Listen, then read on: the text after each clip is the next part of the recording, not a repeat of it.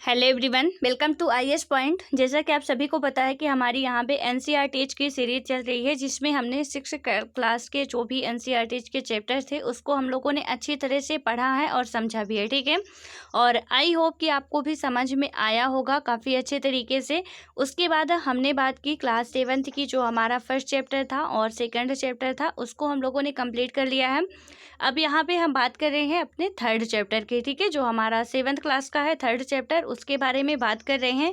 तो यहाँ पे हमारा मेन मुद्दा क्या है कि राज्य शासन काम कैसे करता है। ठीक है, जो भी हमारी राज्य सरकार है वो काम कैसे करती है अपना, तो इसके बारे में आज हम लोग जानेंगे और अच्छे से डिटेल से समझेंगे कि कैसे कैसे क्या होता है। ठीक है, यहाँ पे क्या दिया गया है कि पिछले वर्ष हमने यह चर्चा की थी कि शासन 3 स्तरों पर काम करता है। ठीक है, हमने कक्षा 6 में देखा था कि हमारा जो सरकार है वो 3 स्तरों में काम करता है। एक स्थानीय हो गया, और दूसरा हो गया राज्य हो गया, और तीसरा केंद्र हो गया। ठीक है, हमने कुछ विस्तार के साथ स्थानीय शासन के कार्यों के बारे में भी जाना था।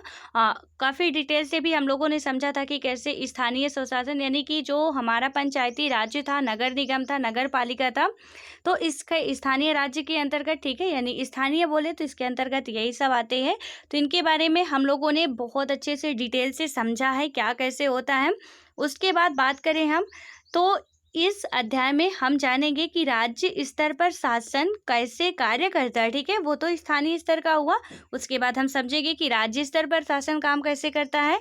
फिर उसके बाद हम समझेंगे कि मतलब केंद्र स्तर पर कैसे शासन काम करता है। ठीक है, लोकतंत्र में राज्य का शासन किस तरह किया जाता है, विधानसभा सदस्यों और मंत्रियों की क्या भूमिका है, लोग शासन के सामने अपने विचार कैसे रखते हैं या किसी कार्य की मांग कैसे करते हैं। हम इन प्रश्नों पर विचार करने के लिए स्वास्थ्य का उदाहरण लेंगे। ठीक है, यानी कि जो लोग होते हैं वो अपना जो भी विधानसभा में जो भी सदस्य होते हैं, मंत्री होते हैं, तो इनकी क्या भूमिका होती है, ये काम कैसे करते हैं, अपने विचार कैसे रखते हैं शासन के सामने, और ये अपनी मांग को कैसे पूरा कर पाते हैं। इन सारे प्रश्नों के उत्तर हम यहाँ पे समझेंगे। यहाँ पे हमने राज्य में लिया था, जब हमने राज्य सरकार पढ़ रहे थे वहाँ पे हमने स्वास्थ्य का एग्जाम्पल लिया था। अब उसी से रिलेटेड हम यहाँ पे भी एग्जाम्पल लेंगे, जो कि हमारे एनसीईआरटी में ही दिया हुआ है। तो यहाँ पे हालांकि स्वास्थ्य का ही एग्जाम्पल है, बट मैंने आपको बताया था कि आप जो भी राज्य के अंतर्गत सब्जेक्ट्स आते हैं, यानी जो विषय आते हैं, जैसे आपका कृषि हो गया, शिक्षा हो गया, पुलिस विभाग हो गया, और भी अदर जो उसके अंतर्गत विषय आते हैं, तो आप उनमें भी एग्जाम्पल लेके समझ सकते हो कि कैसे क्या होता है। ठीक है, तो यहाँ पे इसके जो कुछ कीवर्ड्स थे हम लोगों ने नोट भी कर लिया है, और आप लोग नोट अपनी जो नोट्स है और पेन है उसको लेके भी आप लोग बैठिएगा, और साथ साथ में आप लोग यदि मैं कुछ बोलूँगी तो उसको लिख लेना है। ठीक है, जहाँ पे भी लिखने के लिए होगा तो आपको वहाँ पे नोट डाउन करते जाना है। ठीक है, तो सबसे पहले यहाँ पे पहले समझते हैं, बाद में लिखने वाला होगा। जिम्मेदारी किसकी होती है। ठीक है, ये बच्चे हैं और ये बात कर रहे हैं जिम्मेदारी किसकी, यानी कि देख, ये लड़की बोल रही है कि देख, यहाँ लिखा है कि अपने राज्य में पानी की कमी है और बहुत से लोग बीमार पड़ रहे हैं। ठीक है, न्यूज़पेपर पढ़ रही है, आपको दिख रहा है डायग्राम में। क्या बोल रही है कि देख, यहाँ पे लिखा है कि अपने राज्य में पानी की बहुत ज़्यादा किल्लत है और बहुत से लोग क्या कर रहे हैं, बीमार पड़ रहे हैं। ठीक है, उसके बाद क्या हुआ कि कई गांवों में लोग गंदा पानी पीते हुए पाए गए हैं, नदी नाले और तालाब सूख गए हैं। बुरी तरह से प्रभावित इलाकों में गांव के लोग दूर दूर तक पानी लेने आ रहे हैं। ठीक है, यानी कि ये लोग यही न्यूज़पेपर में पढ़ रहे हैं कि कई गांवों में क्या है कि जो गंदा पानी लोग पी रहे हैं, या नदी नाले तालाब से पानी ले जा रहे हैं, या कि उनका पानी सूख गया है, उनको दूर से जाके पानी लेके आना पड़ता है। ठीक है, वो भी अच्छा पानी उनको नहीं मिल पा रहा है। तो ये सारी बातें ये न्यूज़पेपर में पढ़ रही हैं। जिला मुख्यालय और पातालपुर में लोगों को 3 दिन में एक बार पानी की सप्लाई दी जाती है। ठीक है, अब यहाँ पे एक पातालपुर नाम का गांव है, वहाँ पे 3 दिन में एक बार पानी की सप्लाई दी जाती है। यहाँ का जिला चिकित्सालय मरीजों से अटा पड़ा है, इनमें बड़ी संख्या में हैजे से पीड़ित बच्चे हैं। ठीक है, तो यहाँ पे गंदा पानी पीने से आपको हैजा होता है, तो हैजे से पीड़ित बच्चे काफ़ी संख्या में हैं। और ऐसा क्यों है, और जो जिला अस्पताल है, ठीक है, तो आपको बताए थे हमने कि वहाँ पे जो अपने गांव पे होता है एक चिकित्सा केंद्र होता है, उसके बाद यानी कि स्वास्थ्य केंद्र बोले, उसके बाद जिला में होता है जो जिला चिकित्सालय कहलाता है, ठीक है, या जिला अस्पताल कहलाता है। तो ये क्या बता रहे हैं कि जिला अस्पताल जो है हमारा मरीजों से अटा पड़ा, ठीक है, यानी कि जब प्रॉपर तरीके से आपको खाने की अच्छी सुविधा नहीं मिलेगी, पानी अच्छा आप नहीं पियोगे, तो वहाँ पे आप बीमार होना बिल्कुल तय है कि बीमारी आएगी ही, ठीक है।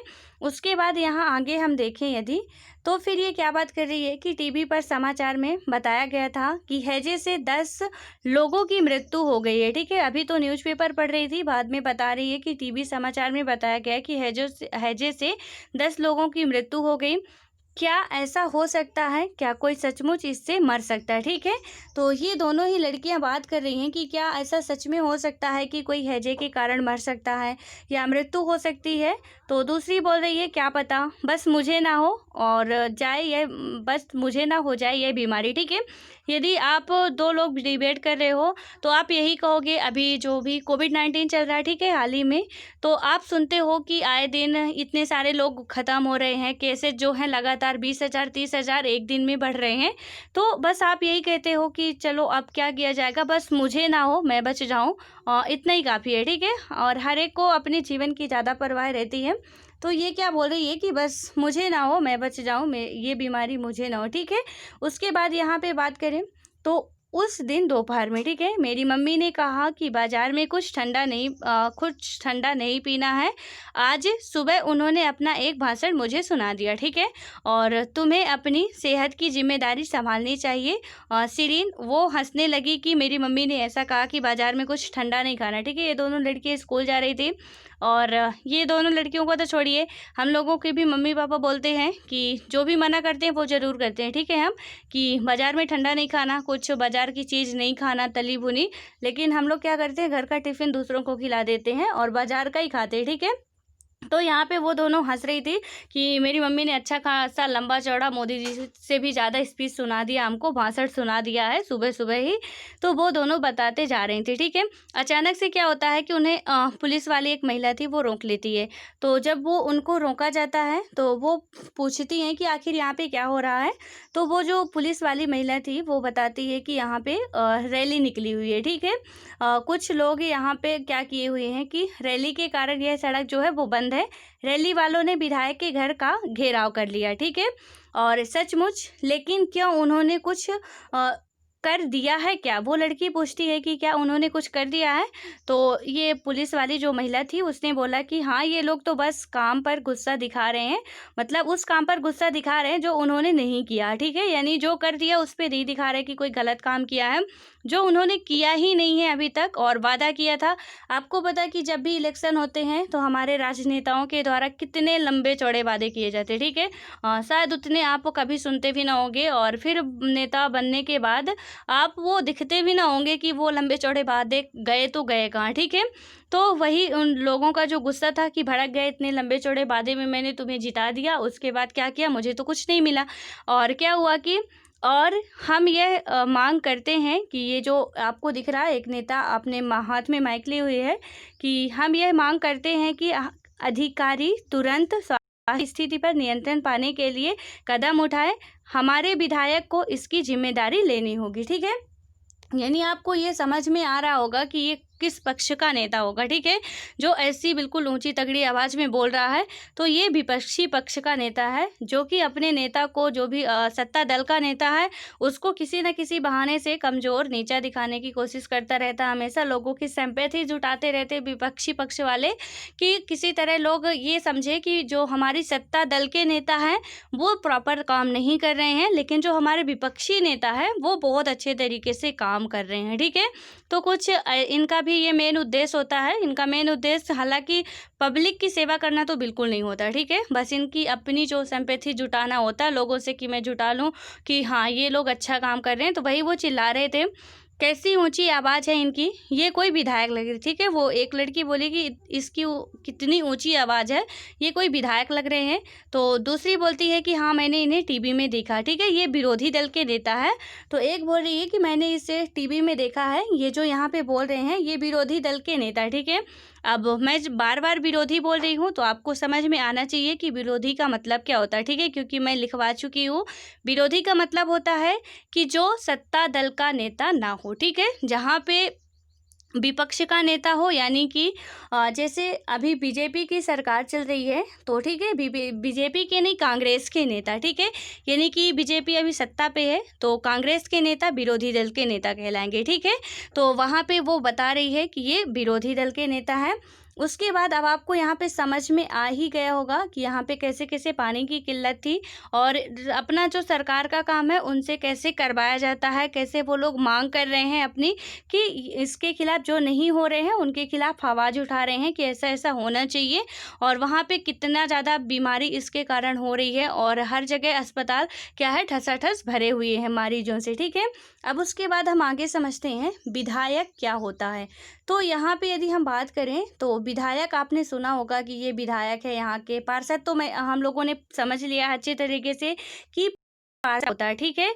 और पार्षद एक बार मैं आपको और बता दूं कि जो हमारे नगर निगम होते हैं या नगर पालिका होती है, नगर पालिका में क्या होता है, सॉरी नगर निगम में, कि नगर निगम छोटे छोटे वार्ड्स में बटा रहता है। जैसे हमारा ग्राम पंचायत था वो छोटे छोटे वार्ड्स में बटा रहता है, तो सरपंच होता है, पंच होता है, ठीक है, जो वार्ड होते हैं उनमें पंच होता है। उसी तरह जो नगर निगम होता है तो आपने देखा था कि वो छोटे छोटे कई वार्डों में बंटा होता है या कई हिस्सों में बंटा होता है, जिसमें हर एक हिस्से से क्या होते हैं, पार्षद होते हैं, ठीक है, क्योंकि कई सारे गांवों से मिलके या विकास खंडों से मिलके हमारा जो एक जिला बनता है, ठीक है, कई सारे विकास खंड हो गए, तहसील हो गई, इनसे मिलके और गांव हो गए तो पूरा जिला बनता है। इसलिए इनको छोटे छोटे उसमें बांट दिया जाता है, जो भी 50,000 60,000 की जनसंख्या पे, कि यहाँ पे एक पार्षद होगा, ठीक है। आपको पता है प्रत्येक 10 लाख की जनसंख्या पे एक पार्षद का इलेक्शन होता है। तो वहाँ पे जो था वो एक पार्षद या एक विधायक हर एक का क्या किया गया था कि प्रत्येक 10 लाख की जनसंख्या पर भी निर्धारित किया गया था कि प्रत्येक 10 लाख की जनसंख्या पर एक होगा, ठीक है। जब हमारे संविधान का निर्माण हो रहा था उस समय भी जब संविधान सभा के जो भी इलेक्टेड मेंबर थे, यानी जो मेंबर चुने गए थे, वो इसी आधार पर चुने गए थे कि प्रत्येक 10 लाख की जनसंख्या पर एक चुना जाएगा, ठीक है। तो वहाँ पे उन्होंने ये सब, हमने पार्षद को देखा, तो पार्षद जो होते थे मतलब कि जो नगर निगम में छोटे छोटे टुकड़े होते थे, उनके जो अधिकारी यानी कि जो इलेक्टेड मेंबर होते थे पार्षद, ठीक है, वहीं जो पार्ट होते थे उनके बटे हुए होते थे, वहाँ से लोगों के द्वारा चुन के वो लोगों के प्रतिनिधि के रूप में काम करते थे। फिर कई सारे पार्षद मिलके पूरे जिला के लिए जो भी नियम कानून बनाते थे और कुछ तो अपने ही इलाके के लिए अपना पूरा करते थे, ठीक है, तो वो पार्षद हुए। अब हम बात कर रहे हैं यहाँ पे विधायक कौन होता है, ठीक है।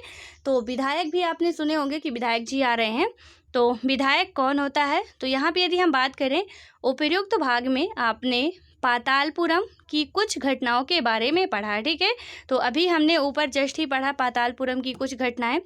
आप शायद जिलाधीश, चिकित्सा अधिकारी जैसे अधिकारियों के नामों से परिचित भी होंगे, ठीक है, यानी कि आप लोगों ने जिलाधीश यानी कि बोले तो डीएम, ठीक है, और डिस्ट्रिक्ट मजिस्ट्रेट या कमिश्नर हो गया, और चिकित्सा अधिकारी यानी कि जो भी हमारे चिकित्सा अधिकारी हो गए, और अधिकारियों के नाम जो जैसे कि अधिकारियों के नाम हो गए से परिचित होंगे, ठीक है। शायद हो सकता है कि आप अपने इलाके के किसी भी डीएम को जानते हो या किसी भी चिकित्सा अधिकारी को जानते हो, परंतु क्या आपने विधायक और विधानसभा के बारे में सुना है। तो यहाँ पे बता रहा है कि आपने ये प्रशासनिक अधिकारी के बारे में तो जान लिए कि जिलाधीश और एसडीएम डीएम जो भी होते हैं, लेकिन क्या आपने विधायक और विधानसभा यानी कि लेजिस्लेटिव असेंबली के बारे में सुना है। क्या आप अपने क्षेत्र के विधायक यानी कि MLA, ठीक है, से परिचित हैं। क्या आपको पता है कि वे किस पार्टी के हैं, यानी कि क्या आप में से यहाँ पे पूछा जा रहा है हम लोगों से कि क्या आप लोग अपने क्षेत्र के विधायक से परिचित हैं या कि अपने विधानसभा में जो भी जितने भी मेंबर हैं उनसे परिचित है, या आपको पता है कि आप जिस राज्य में रह रहे हो उस राज्य में विधानसभा की कितनी सीटें हैं, ठीक है, क्योंकि हर एक राज्य के लिए अलग अलग सीटें होती हैं, वहाँ के जनसंख्या के हिसाब से सीटें डिवाइड की जाती हैं। तो हो सकता है कि आप यूपी से हो तो आपके राज्य में अलग सीटें हों, ठीक है, विधानसभा में, और कोई एमपी से है एमपी में अलग सीटें हों, बिहार से है तो वहाँ पे अलग सीटें हो, तो वहाँ पे हर एक मतलब जनसंख्या के अनुसार से ही डिवाइड किया जाता है। तो यहाँ पे यही बताया गया है कि क्या आप विधायक के बारे में जानते हो या विधानसभा के बारे में सुने हो। क्या आप अपने क्षेत्र के विधायक यानी कि एमएलए, ठीक है, इसको एमएलए भी बोला जाता है, से परिचित हैं? क्या आपको पता है कि वे किस पार्टी के हैं? ठीक है, तो क्या आप ये जानते हो कि आपके जो विधायक हैं वो किस पार्टी के हैं? भाजपा के हैं, कांग्रेस के हैं, जो आम आदमी पार्टी है, बहुजन समाज पार्टी है, किस पार्टी के आपके क्षेत्र में विधायक हैं? तो यहाँ पे ये सारी बातें बताई गई हैं। उसके बाद है कि विधानसभा के सदस्य को विधायक एमएलए कहा जाता है। MLA member of legislative assembly का संक्षिप्त रूप है, ठीक है। यानी कि जो एमएलए है यानी मेंबर ऑफ लेजिस्लेटिव असेंबली, ठीक है। तो एमएलए इसका फुल फॉर्म भी आप याद रख सकते हो, मेंबर ऑफ लेजिस्लेटिव असेंबली, ठीक है। तो जो विधानसभा के सदस्य को विधायक कहा जाता है, ठीक है। जो भी हमारे राज्य में विधानसभा होती है उसके सदस्य को हम क्या कहते हैं? विधायक कहते हैं। आप इसको नोट कर लो, ठीक है, कि विधानसभा के सदस्य को विधायक कहा जाता है। विधायक या कोष्ठक में एमएलए लिख लेना, और एमएलए का फुल फॉर्म भी पूछा जाता है। यदि कहीं पे हो सकता है कि आपको इंटरव्यू में ही पूछ लिया जाए, तो आपको पता होना चाहिए। नहीं भी पूछा जाता तो ये बिल्कुल एकदम से बेसिक नॉलेज है, तो आपको पता होना चाहिए, ठीक है। तो यहाँ पे क्या आप लिखोगे? विधानसभा के सदस्यों को विधायक यानी कि एमएलए कहा जाता है। MLA member of legislative assembly का संक्षिप्त रूप होता है, ठीक है। उसके बाद हम बात करें तो एमएलए का चुनाव जनता द्वारा किया जाता है, ठीक है। यानी कि आप ये समझो, जो एमएलए होता है वो एक इलेक्टेड पर्सन होता है, ठीक है। कोई नियुक्ति नहीं होती है। नियुक्ति में और चुनाव में आपको डिफरेंस अब समझ में आ गया होगा, ठीक है। यदि नहीं आया तो अभी आप सुनिए। यहाँ पे जो नियुक्ति होती है, नियुक्ति की जाती है जैसे कि आप एग्ज़ाम दे रहे हो, ठीक है। आप यूपीएससी का एग्ज़ाम दे रहे हो, स्टेट पीसीएस का दे रहे हो, एसएससी का दे रहे हो, अदर भी जो कंपटीशन लेवल के एग्ज़ाम है वहाँ पे आप एग्ज़ाम देते हो, फिर आप पास करते हो, फिर आपको वहाँ पे डिग्री की ज़रूरत होती है।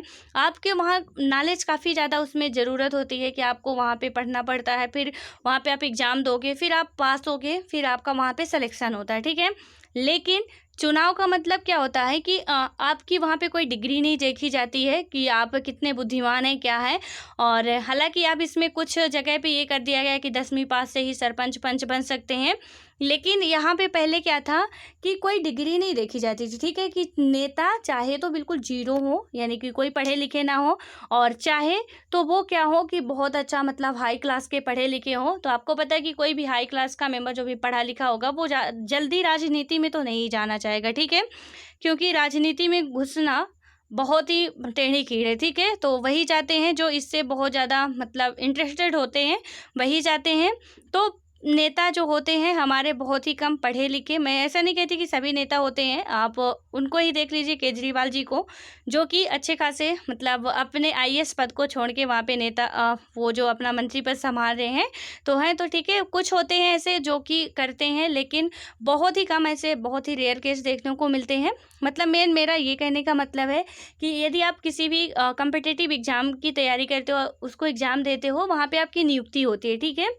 यानी जितने भी प्रशासनिक पद हो गए वहाँ पे आपको नियुक्त किया जाता है, लेकिन इनका चुनाव होता है। यहाँ पे आपने देखा कि जनता के द्वारा चुना जाता है, यानी कि ये इलेक्टेड पर्सन होते हैं, हम और आप इनको मिलके चुनते हैं और फिर ये हमारे प्रतिनिधि के रूप में काम करते हैं, ठीक है। तो यहाँ पे आपको ये बात समझ में आ गई कि नियुक्ति का मतलब क्या होता है और चुने हुए व्यक्ति का मतलब क्या होता है। उसके बाद बात करें, फिर वे लेजिस्लेटिव असेंबली के मेंबर यानी कि विधानसभा के सदस्य बन जाते हैं, ठीक है। जब यहाँ से जनता उनको चुन के भेजती है, इसको आप लोग ध्यान से देखिएगा, नहीं तो यदि आप ध्यान से नहीं सुनोगे तो हो सकता है कि एक भी बात मिस हुई तो आपका पूरा आधे से अधिक गायब हो जाना है, ठीक है। इसलिए यहाँ पे हमने क्या देखा कि ये क्या होते हैं, एमएलए का चुनाव जनता के द्वारा किया जाता है। फिर वे क्या करते हैं, लेजिस्लेटिव असेंबली मतलब कि जो लेजिस्लेटिव असेंबली के मेंबर यानी कि विधानसभा के मेंबर, ठीक है। जैसे आपको पता है कि हमारे सेंटर में लोकसभा होती है, वैसे ही यहाँ पे विधानसभा होती है। यहाँ पे जो जैसे लोकसभा को निम्न सदन बोला जाता है, वैसे ही विधानसभा को भी निम्न सदन बोला जाता है, ठीक है। जैसे ही लोकसभा के कई सारे नाम हैं, वैसे ही विधानसभा के भी कई सारे नाम हैं, ठीक है। यानी कि जो लोकसभा सेंटर में लोकसभा का जो काम है वही राज्य में विधानसभा का है, ठीक है। तो ये आपको याद रखना पड़ेगा, और यदि आप ऐसे लिंक करके पढ़ते हो तो वहाँ पे चीज़ें अच्छे तरीके से आपको क्लियर हो जाती हैं।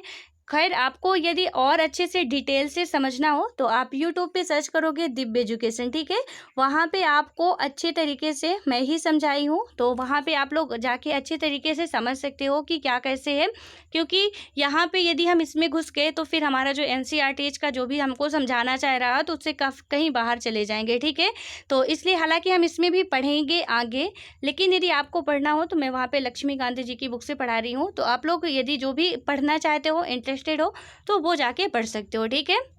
तो यहाँ पे अब हम बात करें लेजिस्लेटिव असेंबली, यानी कि विधानसभा के सदस्य बन जाते हैं और सरकार बनाते हैं, ठीक है। फिर वो क्या करते हैं, जो भी विधानसभा के मेंबर होंगे वो फिर सरकार बनाते हैं। इस प्रकार से हम कह सकते हैं कि विधायक जनता का प्रतिनिधित्व करते हैं, ठीक है। यानी कि फाइनली हम क्या कह सकते हैं कि जो विधायक होता है वो जनता का प्रतिनिधि करते हैं। यानी जब सरकार बनाते हैं वो लोग तो क्या करते हैं, जैसे कि आपको पता है शिवराज सिंह जी की सरकार एमपी में चल रही है, योगी जी की सरकार यूपी में चल रही है, तो विधानसभा के ही मेंबर जाके वहाँ पे सरकार बनाते हैं, ठीक है। वो अपने जो भी वहाँ का मंत्री होगा उनको चुनते हैं, उनको और जो भी उनकी वोटिंग वगैरह होती है करते हैं, फिर वो सरकार बनाते हैं। नीचे दिए गए उदाहरण से यह बात और अधिक स्पष्ट हो जाएगी, ठीक है। तो अब इसका थोड़ा सा और अच्छे से समझते हैं। क्या था कि भारत के हर राज्य में एक विधानसभा है, ठीक है। मैंने अभी आपको बताया कि भारत के जितने भी राज्य हैं हर राज्य में विधानसभा है। हर राज्य कई निर्वाचन क्षेत्रों में बटा हुआ है। उदाहरण के लिए यहाँ दिए गए मानचित्र को देखिए, ठीक है। जो यहाँ पे हमारे मानचित्र दिया गया है, तो एग्जाम्पल के लिए बताया गया है कि ये जो मानचित्र है इसमें देखना है। पहले थोड़ा इसको पढ़ते हैं तब समझ में आएगा, ठीक है, मानचित्र में क्या लिखा हुआ है। उसके बाद हम बात करें, इसमें दर्शाया गया है कि हिमाचल प्रदेश 68 निर्वाचन क्षेत्रों में बटा हुआ है, ठीक है। यानी कि यहाँ पे क्या बात की गई, हर राज्य में एक विधानसभा है, ठीक है। एक ही विधानसभा होगी हर राज्य में, आप याद रखना। और हर एक केंद्र में एक ही लोकसभा और एक ही राज्यसभा होती है, ठीक है। तो हर एक राज्य में विधानसभा होती है और कुछ ही राज्यों में विधान परिषद होती है, ठीक है। हर एक राज्य में विधान परिषद नहीं होती है, कुछ ही राज्यों में होती है, उनको भी हम लोग अच्छे से पढ़ेंगे। तो यहाँ पे जितने भी अभी प्रेजेंट टाइम में हमारे कितने राज्य हैं, 28 राज्य हैं। 2800 राज्य में विधानसभा है, ठीक है। कुछ केंद्र शासित प्रदेश में भी विधानसभा का अब वो कर दिया गया है कि विधानसभा कुछ केंद्र शासित प्रदेश में भी होगी। तो यहाँ पे पहले हम समझते हैं कि हिमाचल प्रदेश में 68 निर्वाचन क्षेत्रों में बटा हुआ है, ठीक है। जो हमारा हिमाचल प्रदेश है वो 68 यानी 68 निर्वाचन क्षेत्रों में बटा हुआ है। हर निर्वाचन क्षेत्र से जनता एक प्रतिनिधि चुनती है, ठीक है। यानी कि आप यहाँ पे समझो कि कितने राज्य हो गए, हमारे जितने भी राज्य हैं उनमें एक विधानसभा होगी, ठीक है। विधानसभा में आप इसको नोट कर लेना कि भारत के हर एक राज्य में एक विधानसभा होती है, ठीक है। और हर राज्य कई क्षेत्रों में बटा हुआ होता है। अब यहाँ पे एग्जाम्पल के लिए आप इसको लिख सकते हो कि जैसे हिमाचल प्रदेश में 68 निर्वाचन क्षेत्र हैं, ठीक है। निर्वाचन क्षेत्र हम लोगों ने लिखा भी है और समझा भी है। तो निर्वाचन क्षेत्र से जनता एक प्रतिनिधि चुनती है, ठीक है, यानी प्रत्येक 10 लाख पे एक। तो निर्वाचन जितने भी हिमाचल प्रदेश में अब कितने निर्वाचन क्षेत्र हैं, 68 है, ठीक है। और हो सकता है कि यूपी में और ज़्यादा निर्वाचन क्षेत्र हो, क्योंकि यूपी में अपने भारत में सबसे ज़्यादा यदि जनसंख्या है तो वो यूपी राज्य में ही है, तो वहाँ पे और ज़्यादा निर्वाचन क्षेत्र हों। एमपी में उससे भी थोड़ा कम निर्वाचन क्षेत्र हो, यानी ऐसा नहीं होता कि सबकी जो भी है हमारी जो ये संख्या है वो बराबर होगी, ठीक है। तो हर एक राज्य में अपने अपने अनुसार से वो निर्वाचन क्षेत्र बनाते हैं। तो यहाँ पे निर्वाचन क्षेत्र से जनता एक प्रतिनिधि चुनती है जो विधानसभा का सदस्य यानी विधायक बन जाता है, ठीक है। जो कि विधानसभा का सदस्य या की बात करें तो विधायक बन जाता है उस क्षेत्र का। वो निर्वाचन जहाँ पे निर्वाचन क्षेत्र हैं 68 निर्वाचन क्षेत्र हैं, यानी कि 68 वहाँ से जो भी विधायक चुन के यहाँ विधानसभा में आएंगे, ठीक है। आपने मतलब कि आपने ध्यान दिया होगा कि चुनाव में लोग अलग अलग पार्टियों के नाम से खड़े होते हैं, ठीक है। इसलिए ये विधायक अलग अलग राजनीतिक दलों के होते हैं। यानी कि मैंने आपको बताया था कल ही कि हमारे इंडिया में यदि कहा जा रहा है कि भारत का संविधान सबसे बड़ा लोकतांत्रिक मतलब संविधान है, यहाँ पे सबसे बड़ा मेन कारण यही है कि इसमें बहुत ज़्यादा राजनीतिक पार्टियां हैं, ठीक है। इतनी ज़्यादा राजनीतिक पार्टियां बना ली गई हैं और अभी भी बनती जा रही हैं। तो यहाँ पे सबसे पहले आपको पता होगा कि जब हमारा भारत स्वतंत्र हुआ था सिर्फ और सिर्फ एक पार्टी थी, ठीक है। और वो कौन सी थी, कांग्रेस पार्टी थी। हालांकि इसको भी महात्मा गांधी जी ने जब स्वतंत्रता मिली तो उनके द्वारा कहा गया था कि अब हमको कांग्रेस पार्टी खत्म कर देनी चाहिए। ये स्टेटमेंट पूछा जाता क्वेश्चन में, ठीक है, आप नोट कर लो, नोट लिख के नोट कर लो कि महात्मा गांधी जी के द्वारा कहा गया था कि अब हमको कांग्रेस पार्टी खत्म कर देनी चाहिए, क्योंकि उसका जो उद्देश्य था पूरा हो चुका, ठीक है। तो ऐसे ही स्टेटमेंट आ जाता है कि कांग्रेस पार्टी खत्म कर देने की बात किसने कही थी, तो महात्मा गांधी जी ने कही थी, ठीक है। लेकिन कांग्रेस पार्टी फिर नहीं खत्म की गई है, क्योंकि उनमें कहीं ना कहीं जो सत्ता की क्या बोले मोह माया थी वो पहुंच चुकी थी, जो भी नेता थे, इसलिए उन्होंने फिर कांग्रेस पार्टी को नहीं खत्म किया, ठीक है। क्योंकि उन्होंने जब इतनी मेहनत की तो थोड़ा जब अब राज्य करने का आया टाइम तो उन्होंने नहीं ख़त्म किया। उसके बाद फिर बीजेपी बनी, फिर ऐसे ऐसे कई सारी पार्टियां बनती गई, ठीक है। तो अभी हम लोग पढ़ेंगे, आप धैर्य बनाए रखिए, सारी बातें हमारे सामने आती जाएंगी, ठीक है, क्योंकि हमारी एनसीईआरटी में सब कुछ समझाया गया है। तो उसके बाद यहाँ पे हमने देखा तो क्या होता है कि इसीलिए ये विधायक अलग अलग राजनीतिक दल के होते हैं, ठीक है, यानी अलग अलग पार्टियों से चुने गए, अलग अलग पार्टी से खड़े हुए। तो ये क्या हुआ, जैसे 68 निर्वाचन क्षेत्र है, 68 में से एक चुना जाएगा, यानी 68 आएंगे, तो वहाँ पे क्या होगा, जितने भी विधानसभा में होंगे, तो अब ऐसा नहीं होगा कि हर एक कांग्रेस का ही मेंबर होगा या हर एक जो है वो बीजेपी का ही मेंबर होगा, ठीक है। वो दोनों ही जितने भी होंगे, हो सकता है कि कोई कांग्रेस का हो, कोई इसका बहुजन समाज पार्टी का हो, कोई आपके आम आदमी पार्टी का हो, कोई बीजेपी का हो, तो किसी भी दल के वो नेता हो सकते हैं, ठीक है। उसके बाद हम बात करें, जो लोग विधायक होते हैं वे मंत्री या मुख्यमंत्री कैसे बन जाते हैं, ठीक है। इनमें से, क्योंकि ऐसा नहीं होता है कि कोई मंत्री यहाँ से बन के जाता है। आपको पता है कि हम यहाँ पे शिवराज सिंह को वोट नहीं दे रहे हैं, ठीक है, यानी कि या योगी जी को वोट नहीं दे रहे हैं। वहाँ पे क्या होता है कि जो भी इनके विधायक का चुनाव होता है और जिस भी पार्टी का नेता मतलब कि जिस भी पार्टी के विधायक ज़्यादा होंगे या जिसका बहुमत साबित होगा, उसी दल के नेता को फिर क्या किया जाता है, बना दिया जाता है, मंत्री या मुख्यमंत्री बना दिया जाता है, ठीक है। तो मैंने आपको कल भी समझाया था कि बहुमत यदि साबित नहीं हो पाता है तो फिर उसकी सरकार भी कुछ समय बाद गिर जाती है, ठीक है। और उसमें दिया जाता है कि आप इतने दिन बाद बहुमत साबित करो, अन्यथा आप इस्तीफा देके यहाँ से निकलो, ठीक है। तो वहाँ पे हम बात करें यदि, तो जो लोग विधायक होते हैं वे मंत्री या मुख्यमंत्री कैसे बन जाते हैं, ठीक है। जिस राजनीति दल के विधायक आधे से अधिक निर्वाचन क्षेत्रों में जीत जाते हैं, ठीक है। अब यहाँ पे आप समझो कि जिस राजनीतिक दल के विधायक, यानी कि जितनी पार्टियां हैं, ठीक है, हमने देखा अभी कि कई सारी पार्टियां हैं, तो वहाँ पे जिस भी पार्टी का नेता, जो भी है, जिस भी पार्टी या दल के विधायक आधे से अधिक निर्वाचन क्षेत्रों में जीत जाते हैं, ठीक है। हमने 68 निर्वाचन क्षेत्र देखा, ठीक है। अब वहाँ पे हो सपोज दैट कि 38 या 40 मतलब बीजेपी के हो गए, ठीक है, और कुछ हो गए जो 20 या 28 बचे, तो वो क्या हो गए 28 22, तो वो कहाँ के हो गए, वो अदर भी पार्टी के हो गए, ठीक है। यानी कि यहाँ पे बहुमत किसका आपको दिख रहा है, बीजेपी का दिख रहा है, ठीक है। तो जब बीजेपी का बहुमत दिख रहा है, ये मैं यहाँ पे इसलिए बीजेपी का बार बार बोल रही हूँ क्योंकि मैं बीजेपी की भक्त नहीं हूँ, इसलिए नहीं बोल रही हूँ, ठीक है। यहाँ पे क्योंकि अभी बीजेपी की सत्ता चल रही है, बस इसलिए समझाने के लिए, ताकि आपको समझ में आए। और आपको पता है कि कितनी ज़्यादा, मतलब कितने ज़्यादा मतों से इस बार बहुमत के साथ बीजेपी हमारी विजयी हुई थी, तो इसीलिए मैं यहाँ पे उसी का एग्जाम्पल ले रही हूँ, ठीक है। और क्योंकि आपको पता है कि हम लोग जितने भी हैं, एक यूपीएससी स्टूडेंट है या जो भी कंपटीशन लेवल की तैयारी कर रहे हैं, वहाँ पे हमको किसी भी राजनीति के मतलब उसमें नहीं पढ़ना है कि कांग्रेस ऐसी, बीजेपी ऐसी या बहुजन समाज पार्टी ऐसी, ठीक है। हमारे लिए सब अच्छी हैं, सब बुरी हैं, हम किसी की ना बुराई कर सकते हैं ना अच्छाई कर सकते हैं, ठीक है। इससे हमको और आपको बहुत दूरी बना के रखनी होगी। बस हम यहाँ पे समझने के लिए बता रहे हैं, जो बुक में लिखा हुआ है बस उसे मैं समझाना चाह रही हूँ, इसीलिए मैं ऐसा एग्जाम्पल ले रही हूँ, ठीक है। तो यहाँ पे क्या बात की गई है, जिस राजनीतिक दल के विधायक आधे से अधिक निर्वाचन क्षेत्रों में जीत जाते हैं, राज्य से उस दल को बहुमत में माना जाता है, ठीक है। यानी कि राज्य में उस दल को क्या माना जाएगा, बहुमत माना जाएगा। तो बहुमत प्राप्त करने वाले राजनीतिक दल को सत्ता पक्ष और अन्य सबको विरोधी पक्ष वाला कहा जाता है, ठीक है। यानी कि अब यहाँ पे आपको समझ में आ गया कि क्या होता है कि जो लोग, या बात करें यहाँ पे, तो जिस राजनीतिक दल के विधायक आधे से अधिक निर्वाचन क्षेत्र में जीत जाते हैं तो राज्य में उस दल का बहुमत माना जाता है। ठीक है, यहाँ पे क्या हुआ कि राज्य में उस दल का बहुमत हो गया।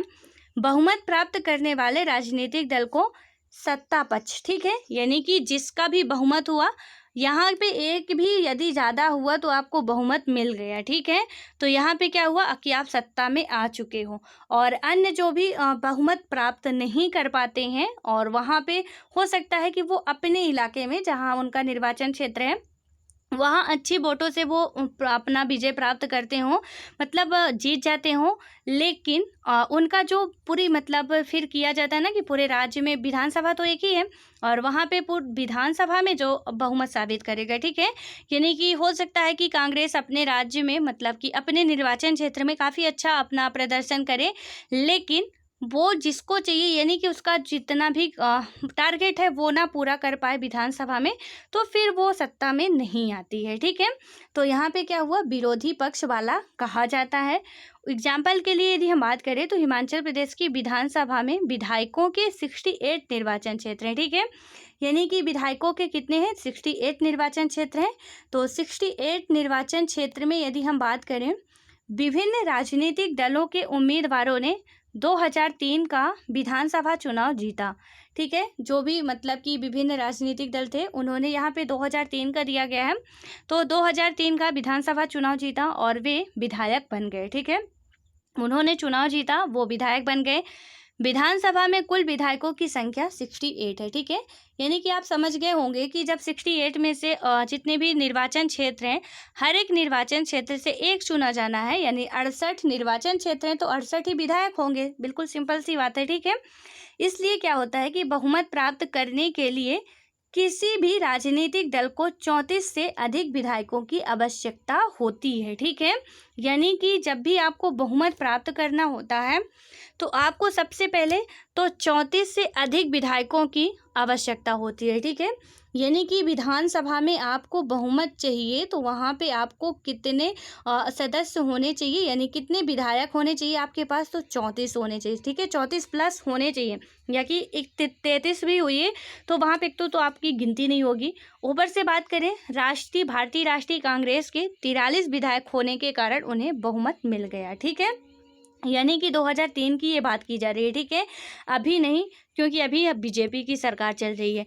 तो भारतीय राष्ट्रीय कांग्रेस के 43 विधायक होने के कारण उन्हें क्या हुआ, बहुमत मिल गया और वे सत्ताधारी दल के सदस्य बन गए। ठीक है, फाइनली वो क्या होते हैं कि 34 प्लस अनिवार्य है, लेकिन वहाँ पे उन्होंने क्या किया कि 43 विधायक होने के कारण, यानी कि उनका काफ़ी बहुमत, बोले प्रचंड बहुमत। ठीक है, ऐसा बात कर सकते हैं कि वो 68 में से 43 विधायक यानी कि प्रचंड बहुमत के साथ वो विजयी हुए। ठीक है, अभी जब यहाँ पे चुनाव हुआ था, इलेक्शन हुआ था, अभी दोबारा जब प्रधानमंत्री जी बने हैं तो वहाँ पे क्या हुआ था कि आपने सुना होगा कि यहाँ पे मोदी जी प्रचंड बहुमत के साथ प्रधानमंत्री बनाए जा रहे हैं। ठीक है, तो ये प्रचंड बहुमत का मतलब ही यही है कि आप में से अब 543 लोकसभा में हमारी सीटें होती। ठीक है, 5 और 2 इसमें इलेक्टेड मतलब नॉमिनेट मेंबर होते हैं। थोड़ा सा आप लोकसभा का भी समझ लो, तो जो लोकसभा होती है इसमें पूछा भी जाता है कितनी सीटें होती। ठीक है, तो लोकसभा में आपको पता है कि 543 सीटें होती है। ठीक है, इनमें से जो 2 सीटें होती हैं वो नॉमिनेट होती हैं, यानी राष्ट्रपति के द्वारा लोकसभा में 2 सदस्यों को मनोनीत किया जाता है। ठीक है, अब यहाँ पे जो ये 543 में 300 के समथिंग अकेले मोदी जी की बहुमत था। ठीक है, तो यहाँ पे क्या हुआ कि उनकी सरकार बन गई, यानी कि हम कह सकते हैं कि 543 में यहाँ पे 300 प्लस मोदी जी का बहुमत था, यानी कि वो प्रचंड बहुमत के साथ विजयी हुए। ठीक है, और 2 तो आपको पता नॉमिनेट मेंबर होते हैं। खैर ये जब लोकसभा पढ़ेंगे तो अच्छे तरीके से समझेंगे। तो यहाँ पे यदि हम बात करें तो इन्होंने क्या किया कि 34 विधायक तो होना कंपलसरी था, लेकिन इनके पास 43 विधायक थे। ठीक है, यानी इनका काफ़ी प्रचंड बहुमत था, तो इन्होंने अपना मतलब कि ये सत्ता दल के सदस्य बन गए। अन्य सब विधायक विरोधी दल के सदस्य बन गए। ठीक है, और भी जो भी राजनीतिक दल के नेता थे या विधायक थे वो क्या हुए, विरोधी दल के नेता बन गए। ठीक है, अब ऐसा नहीं है कि सिर्फ एक ही पार्टी का नेता विरोधी दल का होगा। ठीक है, जितने भी जो सत्ता दल में नहीं आ पाए हैं, अदर जो पार्टियां हैं वो क्या होंगी, सत्ता दल की विरोधी पार्टी होंगी, ठीक है। और इस उदाहरण में भारतीय जनता पार्टी मुख्य विरोधी दल बनी, ठीक है। हालांकि पहले क्या था कि मतलब इतनी ज़्यादा पार्टियां नहीं बनी थी, तो कुछ ही पार्टियां थी जिनमें से भारतीय जनता पार्टी जो थी वो विरोधी दल की नेता बनती है, क्योंकि भारतीय राष्ट्रीय कांग्रेस के बाद सर्वाधिक विधायक उसी के थे, ठीक है। विरोधी पक्ष में अन्य पार्टियां भी थीं और कुछ निर्दलीय उम्मीदवार भी थे, ठीक है। यानी कि ये इसका यहाँ पे सीधे तौर पे कह दिया गया, जैसे अभी कहा जाता है कि बीजेपी की विरोधी पार्टी कांग्रेस है, ठीक है। क्या आपने सुना है कि कहा जाता है कि बीजेपी की विरोधी पार्टी आम आदमी पार्टी है या शिवसेना है? तो यहाँ पे इसीलिए कहा जाता है क्योंकि मतलब बीजेपी के बाद यदि अधिक सबसे ज़्यादा बहुमत था तो उस किसका था? कांग्रेस का था। हालांकि वो सत्ता में नहीं आ पाई, लेकिन बात करें तो सबसे ज़्यादा उसी राजनीतिक दल का था, इसीलिए वही विरोधी के नाम से जानी जाती है, ठीक है तो सभी पार्टियां विरोधी हैं, ठीक है। ऐसा नहीं है कि कोई भी पार्टी विरोधी नहीं है, जो भी सत्ता दल में नहीं है वो सब विरोधी हैं, लेकिन आमतौर पे बोलचाल की भाषा में कहें तो सर्वाधिक विधायक उसी के थे, इसीलिए क्या कह दिया जाता है कि मतलब कांग्रेस पार्टी बीजेपी की विरोधी पार्टी है या कांग्रेस की विरोधी पार्टी बीजेपी है, ठीक है।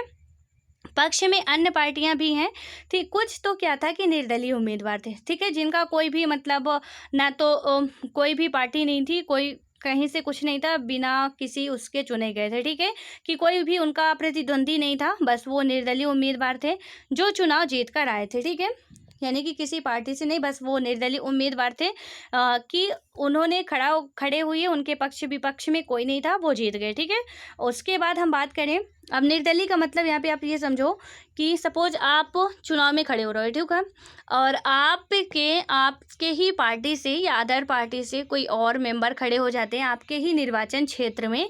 वहाँ पे क्या होगा कि आपके कई सारे कॉम्पिटिटर तैयार हो गए हैं, लेकिन जिस क्षेत्र में आपका, जिस निर्वाचन क्षेत्र में आप खड़े हो रहे हो और वहाँ पे कोई भी नहीं खड़ा हो रहा, ठीक है, किसी भी राजनीतिक दल का नेता वहाँ पे चुनाव के लिए नहीं खड़ा हो रहा या विधायक के लिए नहीं खड़ा हो रहा चुनाव पे, तो वहाँ पे आप क्या होगा कि जब कोई ही नहीं खड़ा हो रहा तो फिर वोट डालने की कोई ज़रूरत ही नहीं, आप तो निर्दलीय उम्मीदवार हो गए, बिना मतलब कि कोई भी आपका प्रतिद्वंदी था ही नहीं, आप बिना चुनाव के ही जीत गए, क्योंकि जब एक ही हो आप तो फाइनली बस वही है कि आपको एक ही भी वोट मिले तो आप ही वहाँ के विजेता होंगे, ठीक है। तो इसी को हम कहते हैं निर्दलीय उम्मीदवार। उसके बाद हम बात करें, चुनाव के बाद सत्ताधारी दल के विधायक अपने नेता का चुनाव करते हैं जो मुख्यमंत्री बनता है, ठीक है। चुनाव के बाद क्या होता है कि सत्ताधारी दल के जो विधायक होते हैं वो क्या करते हैं, अपने नेता का चुनाव करते हैं, ठीक है, जो मुख्यमंत्री होता है। इस उदाहरण में कांग्रेस पार्टी के विधायकों ने श्री मतलब वीरभद्र सिंह को अपना नेता चुना और वे मुख्यमंत्री बन गए, ठीक है। तो ये जो कांग्रेस पार्टी थी हमारी, तो यहाँ पे उन्होंने क्या किया कि वीरभद्र जी को अपना नेता चुना और वो वहाँ के मुख्यमंत्री बन गए हैं, ठीक है। खैर टाइम ज़्यादा हो रहा है बट आप इसको समझ लो थोड़ा सा। तो यहाँ पे क्या हुआ कि चुनाव के बाद सत्ताधारी दल के विधायक अपने नेता का चुनाव करते हैं, ठीक है। अब कौन करते हैं? विपक्षी दल के नहीं करते हैं, ठीक है। यहाँ पे कौन करेंगे? आपको ये समझना है कि मुख्यमंत्री कैसे बनता है या कोई मंत्री कैसे बनता है, ठीक है। अब हम यहाँ पे बात कर रहे हैं, आप ध्यान से समझिएगा कि जो चुनाव के बाद सत्ताधारी दल के विधायक होते हैं वो अपने नेता का चुनाव करते हैं जो कि मुख्यमंत्री बनता है, ठीक है। इस उदाहरण में कांग्रेस पार्टी के विधायकों ने श्री बीरेन सिंह को अपना नेता चुना, ठीक है। यहाँ पे क्या किया कि बीरेन सिंह को अपना नेता चुनते हैं, वे मंत्री बन गए। इसके बाद मुख्यमंत्री मंत्रियों का चयन करते हैं, ठीक है। जब ये मंत्री बन जाते हैं ये क्या करते हैं, फिर मंत्रियों का चयन करते हैं। मुख्यमंत्री क्या करता है? मंत्रियों का चयन करता है। यहाँ पे आपको सेंटर पे और स्टेट पे मतलब काफ़ी कंपैरिजन है, आप उसमें समझोगे तो आपको समझ में आएगा। जैसे कि हमारे भारत में राष्ट्रपति नाम मात्र के हैं, ठीक है, और वहाँ पे जो है सारा जो भी अधिकार है वो हमारे प्रधानमंत्री के हाथ में है। जो भी कार्यभार वो मतलब कि राष्ट्रपति कहें तो नाम मात्र के होते हैं और जो प्रधानमंत्री जी होते हैं तो वो क्या होते हैं, वास्तविक सत्ता उनके हाथ में होती है, ठीक है। वैसे ही है यहाँ पे गवर्नर नाम मात्र के होते हैं राज्य में, और जो हमारे मुख्यमंत्री होते हैं तो जितनी भी सत्ता होती है, अधिकार होता है, इनके हाथ में होता है, ठीक है, मुख्यमंत्री के हाथ में। तो मुख्यमंत्री क्या करते हैं, यानी राष्ट्रपति मंत्रियों का चुनाव करते हैं और फिर वहाँ पे ये मंत्रियों को चुनते हैं कि ये मंत्री होने चाहिए। फिर वो राष्ट्रपति के पास जाता है, तो जब प्रधानमंत्री उनको चुन के भेजते जो कैबिनेट मंत्री होते हैं। फिर जब राष्ट्रपति उनको मंजूरी देते हैं कि मतलब प्रधानमंत्री के द्वारा क्या किया जाता है, उनको बताया जाता है कि ये मंत्री चुनने चाहिए, यहाँ पे होने चाहिए। फिर वहाँ पे राष्ट्रपति को यदि सही लगता है तो वो फिर उनको मंत्री बना देते हैं, ठीक है, जो कैबिनेट मंत्री होते हैं तो उनको बना देते हैं।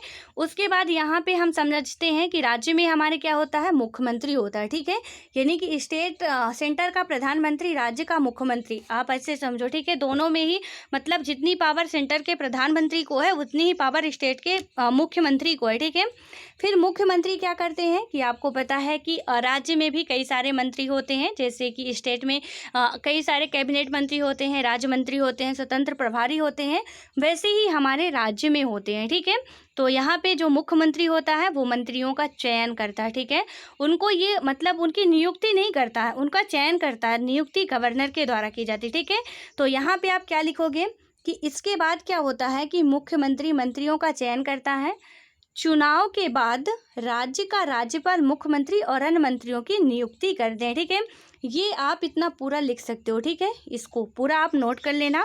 और यहाँ पे हम आगे समझा रहे हैं आपको, इतनी बात आपको समझ में आ गई होगी कि सत्ताधारी दल के नेता जो होते हैं मुख्यमंत्री को चुनते हैं। मुख्यमंत्री को चुनने के बाद क्या होता है, और यहाँ पे आप ऐसा नहीं होता कि किसी एक को, ठीक है, इसमें 2-3 मेंबर रहते हैं, जिनमें से आप एमपी का ही एग्जाम्पल लो। यहाँ पे क्या था कि जैसे ज्योतिरादित्य सिंधिया हो गए और कमलनाथ जी हो गए, शिवराज ठीक है। तो इनमें से काफ़ी वो चल रहा था कि किसको बनाया जाए। पहले जब एमपी में अभी जब चुनाव हुआ था, अभी तो ये मतलब कि आकस्मिक बनाए गए, ये जब उनका इस्तीफा हो गया, बहुमत साबित नहीं कर पाए शिवराज सिंह, ठीक है। तो यहाँ पे कांग्रेस की सत्ता आती है एमपी पे, और जब कांग्रेस की सत्ता एमपी में आती है तो क्या होता है यहाँ पे कि फिर जो भी विधायक थे उनमें क्या हुआ कि वो ज्योतिरादित्य सिंधिया को बनाए, या कि कमलनाथ को बनाए, या कि और किसी को बनाए, ठीक है। उनमें काफ़ी मतभेद था। फिर उसके बाद उन्होंने चुना कमलनाथ जी को चुना था, और उसके बाद का मतलब ये चल रहा था कि हो सकता है कि ज्योतिरादित्य सिंधिया भी यहाँ के मुख्यमंत्री बन सकते हैं, ठीक है। लेकिन फिर विधायकों ने किसको चुना, कमलनाथ जी को ही चुना था, ठीक है। तो वहाँ पे ऐसा नहीं होता कि कोई एक बैठा होता है जिसको विधायक चुन लेते हैं, ठीक है। उसमें से भी कई 2-3 4-5 जितने भी होते हैं, तो वहाँ पे भी उनको चुनने में काफ़ी मशक्क़त होती है, उसके बाद ही वो चुन के आते हैं, ठीक है। आप लोग राजनीति पढ़ने में थोड़ा मतलब इंटरेस्टिंग है, ठीक है, पढ़ा करो, अच्छी बात है। उसमें जो भी न्यूज़पेपर वगैरह में आता है और न्यूज़ जो आती है उसको आप लोग सुना करो, ठीक है, क्योंकि ये इसको सुनने में और पढ़ने में काफ़ी इंटरेस्ट आता है और काफ़ी अच्छा भी लगता है पूरा अपने देश के बारे में जब जानते हैं। यहाँ पे यदि हम बात करें चुनाव के बाद क्या होता है, राज्यपाल, यानी कि अब आप समझ गए, यहाँ पे क्वेश्चन बन सकता है कि मतलब कि मंत्रियों की नियुक्ति कौन करता है, ठीक है। तो मंत्रियों की नियुक्ति, राज्य के मंत्रियों की नियुक्ति राज्यपाल के द्वारा की जाती है, ठीक है।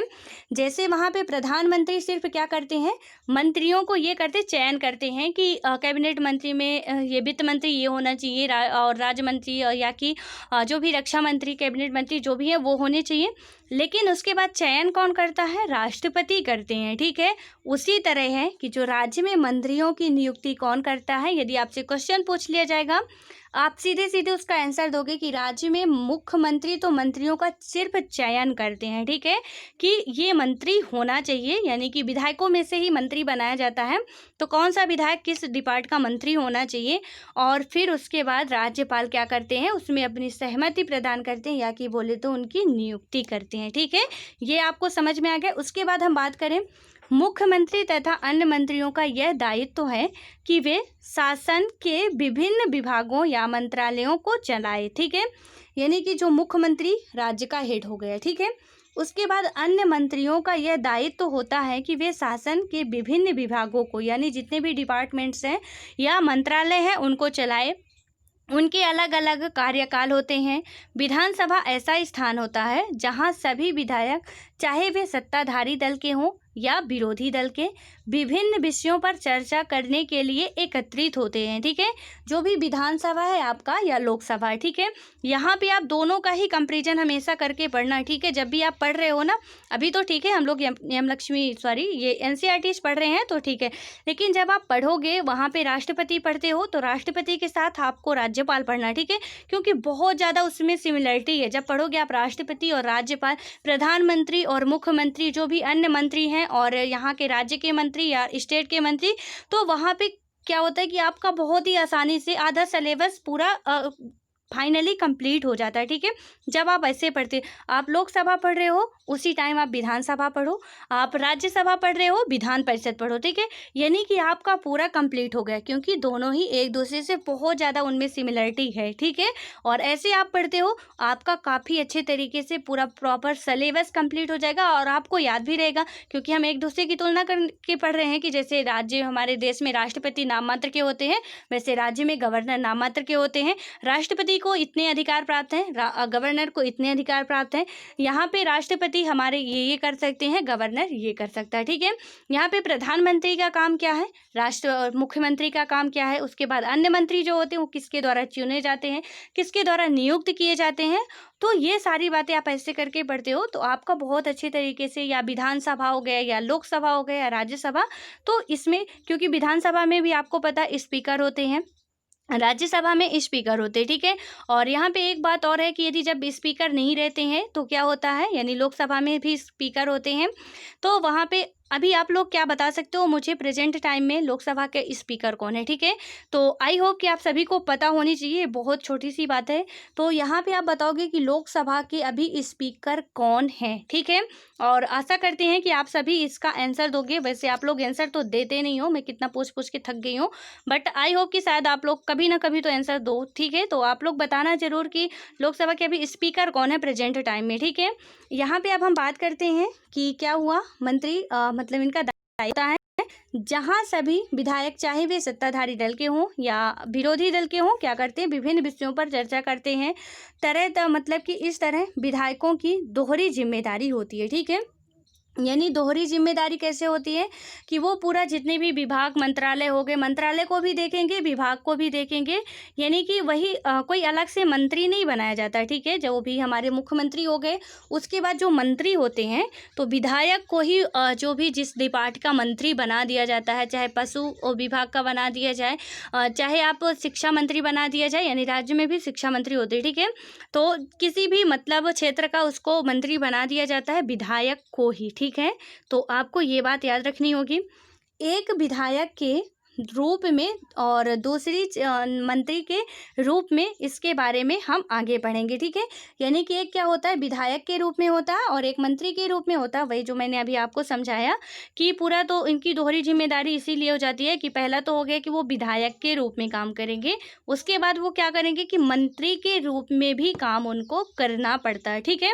तो विधायक का मतलब ये हो सकता है कि वो अपने क्षेत्र वश के विधायक हों। अब यहाँ पे थोड़ा आप समझ लो, उसके बाद हम डिटेल में समझेंगे कि सिर्फ वो अपने क्षेत्र के विधायक हो सकते हैं, लेकिन वहाँ पे यदि हम बात करते हैं तो क्या होता है कि मंत्री होते हैं। ठीक है, यानी कि जो विधायक होगा ये हमारा विधायक है। ठीक है, तो यहाँ पे 68 निर्वाचन क्षेत्र थे, तो यहाँ पे सिर्फ एक निर्वाचन क्षेत्र जो है इस विधायक का है। ठीक है, सिर्फ अपने निर्वाचन क्षेत्र की इसकी जिम्मेदारी होगी, लेकिन जब वो मंत्री पद उसको दे दिया जाएगा, यहाँ पे सपोज शिक्षा मंत्री का पद दे दिया गया, तो यानी उस राज्य का वो शिक्षा मंत्री होगा। ठीक है, तो वहाँ पे यहाँ दोहरी जिम्मेदारी कैसे इसकी आ गई कि विधायक तो सिर्फ यहाँ पे अपने क्षेत्र का ही देखेगा, लेकिन जब मंत्री हो जाएगा तो पूरे राज्य का वो शिक्षा मंत्री कहलाएगा। ठीक है, तो ये बात आपको याद रखनी है। खैर, इसके बारे में हम लोग आगे पढ़ेंगे, विधानसभा में एक बहस है तो इसके बारे में डिटेल से समझेंगे कि क्या कैसे है। तो मिलते हैं नेक्स्ट वीडियो में, तब तक के लिए बाय बाय। और जो मैंने क्वेश्चन पूछा है उसका आंसर प्लीज़ ज़रूर देने की कोशिश करना आप लोग। ठीक है, नहीं बनता तो गूगल से सर्च कर लिया करो यार, लेकिन आंसर तो दिया करो ना, कम से कम आप को थोड़ा कोशिश किया करो, थोड़ा हाथ पैर चलाया करो, मेहनत किया करो, क्योंकि हमारा जो गूगल है उसमें सब कुछ मिल जाता है। ठीक है, जो किताबों में भी नहीं मिलता वो भी मिल जाता है, तो आप लोग सर्च करना, आप लोगों को मिल जाएगा और कोशिश करना आंसर देने की। ठीक है, अब उसके बाद हम यहाँ पे बात करेंगे विधानसभा में एक बहस, इसको समझेंगे और आई होप कि ये सारी बातें आपको समझ में आ गई होंगी अच्छे तरीके से। सो मिलते हैं नेक्स्ट वीडियो में, तब तक के लिए बाय बाय, पढ़ते रहो, ऑल द बेस्ट।